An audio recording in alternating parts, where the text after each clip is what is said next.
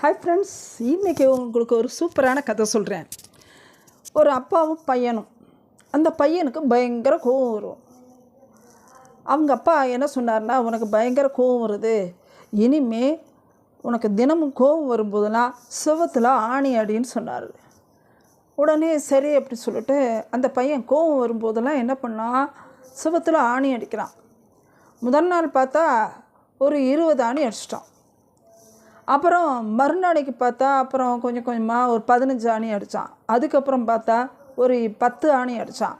அப்புறம் ஒரு 7 ஆணி அடித்தான். இப்படியே கோபம் வர்ற அன்றைக்கெல்லாம் ஆணி அடித்து அடித்து அடித்து அடித்து வீடு பூரா வெளியில் ஆணியாக அடிச்சிருக்கான் செவத்தில்.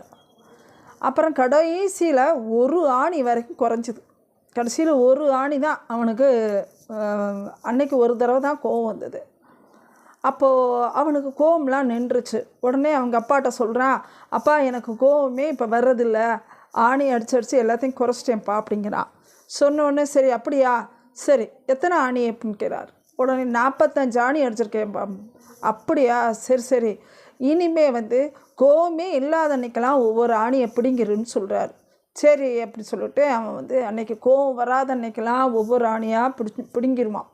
இன்றைக்கி ஃபுல்லாக கோவம் இல்லையா, ஒரு ஆணியை பிடுங்கிடுவான். இந்த மாதிரி அந்த ஆணியை பூரா எடுத்து எடுத்து எடுத்து ஒரு 45 ஆணியை எடுத்துட்றான். அப்பா அவங்க அப்பாட்ட சொல்கிறான், அப்பா இன்றைக்கி எனக்கு கோபமே இனிமேல் வரவே வராதுப்பா, உங்களுடைய ஆலோசனை எனக்கு ரொம்ப பயனுள்ளதாக இருக்குப்பா, அதனால் இனிமேல் நான் கோவமே படமாட்டேன்ப்பா, என் கோவம்லாம் போயிடுச்சு அப்படின்னு சொல்கிறார். சரிப்பா நீ வெளியில் போய் பாரு அப்படிங்கிறார். ஆணியெல்லாம் எடுத்துட்டில்ல, அந்த சுவத்தை போய் பாருங்கிறார். உடனே அந்த சுவத்தை போய் பார்க்குறான். அந்த சுவர் புறம் ஓட்டை ஓட்டையாக இருக்குது, பார்க்கவே அசிங்கமாகவும் இருக்குது. அதே நேரத்தில் சுவத்தில் பாதிப்பு தானே.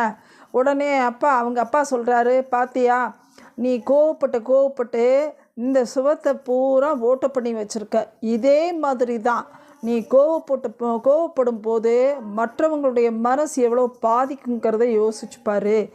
இந்த சுவத்திலேயே இப்படி ஓட்டை போட்டு வச்சுருக்கியே, இதெல்லாம் எப்போ அடைக்க போகிற? சுவத்தெல்லாம் அடைக்கணும்ல, அதை அடைக்க முடியுமா? இனிமேல் அடைக்கணும், அது பூரா பூசணும். அதே மாதிரி தான் நீ கோவப்படும் போது மற்றவங்க மனசு எவ்வளோ புண்படும் அப்படிங்கிறத யோசனை பண்ணு.